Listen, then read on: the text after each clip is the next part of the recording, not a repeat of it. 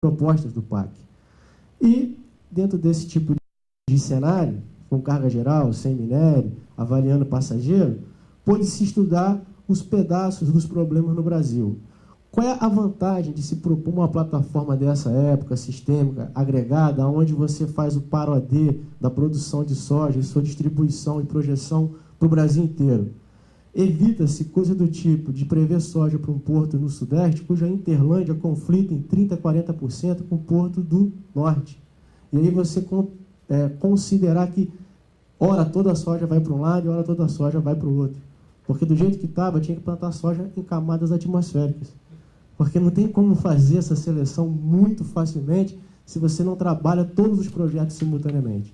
Então, com uma proposta indicativa, com um plano estratégico, sem um detalhe técnico ou operacional, foi se chegando em portfólio de projetos. Então, já simulando ali, até na verdade é 2023 ali. Bom, com base em todos esses resultados e avaliação do equilíbrio da oferta e da demanda, depois de ter se gasto quase um ano montando uma base de dados e implementando um modelo de transporte, além de contar com a FIP, na figura lá do Dr. Eduardo Haddad, liderando um estudo de macroeconomia para se poder fazer projeções mais equalizadas de produtos em relação ao transporte e não se deixar que nós engenheiros fizéssemos isso, mas os bons economistas fizessem isso, e pôde-se chegar a um portfólio de projeto com resultados baseados nessa plataforma toda, avaliando gargalos, elos faltantes, projetos concorrentes, agrupamento de projetos, entre outros aspectos, considerando o período de 4 em 4 anos, inicialmente num longo período de 2008 a 2023, e depois na segunda revisão, indo de 2008 até 31. Em 2007, esses resultados foram utilizados pelo Plano de Aceleração do Crescimento, PAC. Inclusive, foi bem taxativo mesmo. Era para ser publicado em janeiro de 2007, houve uma ordem do então ministro que segurasse o lançamento do PNLT, porque o PAC estava em formação e seria lançado em fevereiro ou março, eu não lembro agora, e queria que a gente simulasse alguns projetos previstos no PAC dentro do PNLT, porque eles foram feitos em paralelos, na verdade, mas com uma inter-relação através do Ministério do Planejamento, que ia se descobrindo no PNLT, tinham pessoas que iam absorvendo, mas não completamente. Atualmente, no PPA 2012 e 2015, é quase 80% a relação entre o que é indicado no PNLT e o que é proposto no PAC, em relação ao PNLT. Bom, dentro desse contexto todo e dessa revisão, que eu achei interessante fazê-la, os principais avanços e aspectos positivos do PNLT, além dos já citados, envolvidos na questão do planejamento estratégico, constam alguns, como esses aqui. Introdução de um instrumento técnico e científico que permitisse a avaliação sistêmica de um elevado conjunto de projetos, visando minimizar as subjetividades e as indicações puramente políticas. Isso não quer dizer que não tenha nexo político puro inserido no PNLT. Há bastante. Mas ele está dentro de uma plataforma que é possível avaliar. Às vezes ele não tinha sensibilidade à avaliação, ele não tinha uma sensibilidade econômica, né? Mas ele poderia ser enquadrado como num daqueles projetos em áreas deprimidas, em desenvolvimentos consolidados. Contudo, fica dentro de uma plataforma que lhe permite fazer. Considerações das viabilidades dos projetos no tempo, definindo as prioridades de curto, médio e longo prazo. É como o Jean-Paul falou em 1985 para o então presidente José Sarney. A Norte-Sul não é viável até 2001. Pode fazê-lo, mas não é viável até 2001. E aí o Jean-Paul começa a morrer. Né? Então, quer dizer, há projetos viáveis no tempo e há prioridades a serem feitas. Então, essa foi uma das facilidades encontradas através dessa plataforma. Inserção da multimodalidade como uma política de Estado e prioridade dos investimentos em transporte. Indicações de conjunto de projetos considerando o funcionamento do Sistema Nacional de Viação, o antigo PNV, né, o Plano Nacional de Viação. Ou seja, você não pode fazer a Oeste Baiana, a ferrovia Oeste Baiana, sem o porto do litoral do sul da Bahia estar adequado e preparado para ele. Mas o porto lá no sul da Bahia está numa área maravilhosa de praia e protegida. Então, o tamanho desse porto, hoje, no estudo de viabilidade previsto antes, já não é mais o mesmo, porque o IBAMA cortou. Tem que ser menor. Então, talvez ele não seja tão viável agora para a Oeste Baiana. Então, tem que rever como é que essa Oeste Baiana vai funcionar. A sua integração com a Norte-Sul, e a Norte-Sul com Goiás, e Goiás com o Sudeste, tem que ser estudado como é que uma carga sai do meio de Palmas e vai até o Porto de Santos, por mais que você tenha o direito de passagem, entrando na malha da LL. Porque a LL tem um compromisso contratual com a NTT de aumento da produção quilométrica ano. E é inexoravelmente feito com sucesso, independente de qualquer crítica que seja feita à concessão, que eu também tenho, mas existe isso, ano a ano vai aumentando a produção quilométrica, é um fato. Como é que você trabalha esse assunto? Como é que você põe mais uma carga integrada de cima para baixo?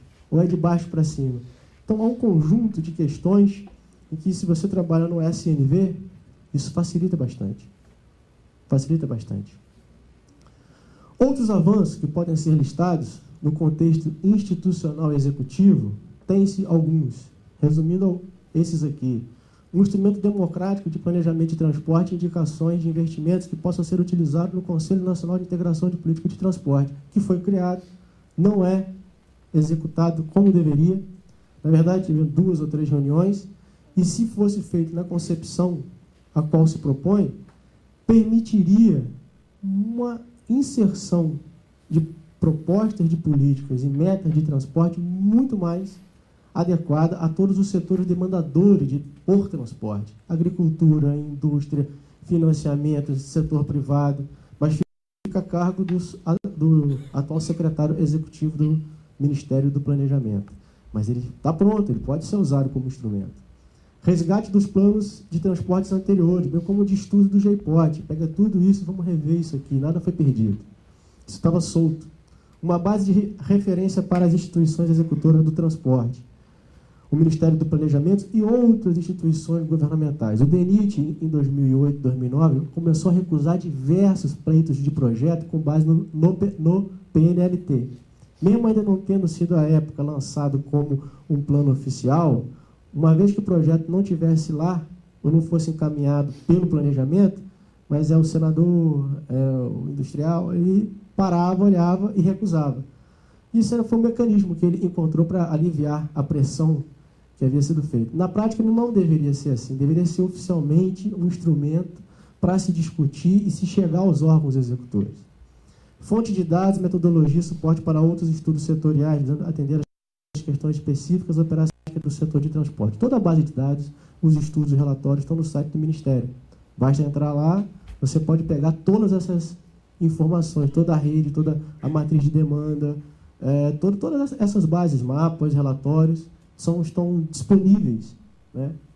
E isso permitiu ao Ministério uma nova postura, até certo ponto, por acompanhar o processo desde 2007, um resgate da importância do Ministério e da sua Secretaria de Política Nacional, que vinha se perdendo frente à falta de um instrumento como esse. No âmbito institucional, a formação do PNLT permitiu apresentar de forma perene uma estrutura técnica estabelecida no Ministério, pela sua secretaria, vinculada ao principal plano do governo, além de indicações de outros investimentos, como estaduais e privados. Nas recomendações do próprio plano, ele remete à necessidade de um plano setorial ferroviário, de um plano setorial portuário, de uma revisão anual. Ele dá a regra para se continuar com essa base de informações e se aprimorar.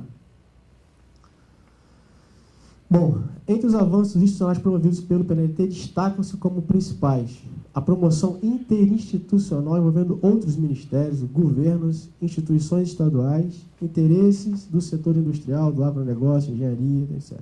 E um exemplo disso foi a primeira reunião de apresentação de um resultado preliminar do plano, em setembro, outubro de 2006, onde nós tínhamos 400 pessoas de todo o setor privado, público, governamental, governo estadual, sentado no auditório principal do DENIT, em Brasília, tentando entender o que era esse plano. Então, a partir desse momento, com a deflagração no ano seguinte das reuniões setoriais e governamentais, pôde realmente criar um mecanismo sobre isso. Orientação para o Ministério do Planejamento avaliar as prioridades indicativas do governo federal, por meio do portfólio que o PNLT estabeleceu, né? Que é uma publicação do Ministério dos Transportes.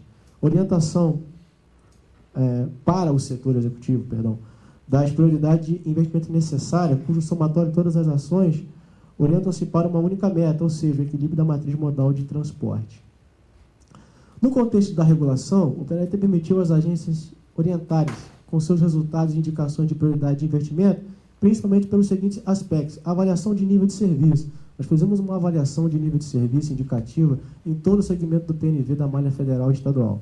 Isso permitiu que se observasse aqueles gatilhos na área de ampliação de capacidade, que é você ter 50 horas mínimas de nível de serviço D, né, estabelecido pelo Huawei Capacity Manual. Ou seja, começar a ter indicações de onde começar a pensar sobre regulação. Também foi feito para a área ferroviária também. Da orientação indicativa sobre os principais portos a serem demandados nos cenários futuros. Então, quer dizer, o Porto de Santarém, se realmente a Telespires Tapajós sai, a Telespires Tapajós vai transformar aquele portinho pequenininho de um terminal 2 lá, né, da Cargill, num porto que vai receber em poucos anos 8, 9 milhões de toneladas, soja, milho e, quem sabe, voltando na curva ali, fertilizante, combustível, etc. Ele não tem capacidade para isso. Então, quer dizer, o PNT faz coisas que não tem capacidade no porto, mas ele quer indicar que naquele porto precisa ser revisto isso. Uma vez que você chega na limitação do porto, você tem que rever o projeto e a sua capacidade. Então, esse tipo de orientação ao setor privado foi importante, principalmente no setor regulatório, por recomendações orientadas ao desenvolvimento de estudos setoriais, inclusive de responsabilidade das agências reguladoras. Já saíram 2 planos na área aquaviária. Um é o Plano Geral de Outorgas Marítimos, que foi feito em 2008, 2009, atendendo a um decreto da SEP. Decreto esse que, se fosse revogada, essa medida provisória não precisava ter sido aprovada a supetão, essa última. E um estudo recente que é o Plano Nacional de Investimento Portuário, né? O Plano Nacional de Logística Portuária, que é da SEP. Ou seja, não que é do PNLT, mas ele recomendou. Apropriação de valores indicativos para execução dos projetos. A gente, na época lá, foi feito um estudo de prever os custos médios desses projetos. Hoje, até uma necessidade de reavaliação profunda de como o PNLT deve fazer isso, até para não conflitar com a questão dos custos orçamentários, que acabam sendo divergentes, porque tu trabalha com um projeto indicativo e ele vem com um projeto executivo. Quer dizer, a diferença entre um elemento e outro é fantástica. Você pode duplicar o valor ou cair a metade, né? Na verdade, sempre duplica.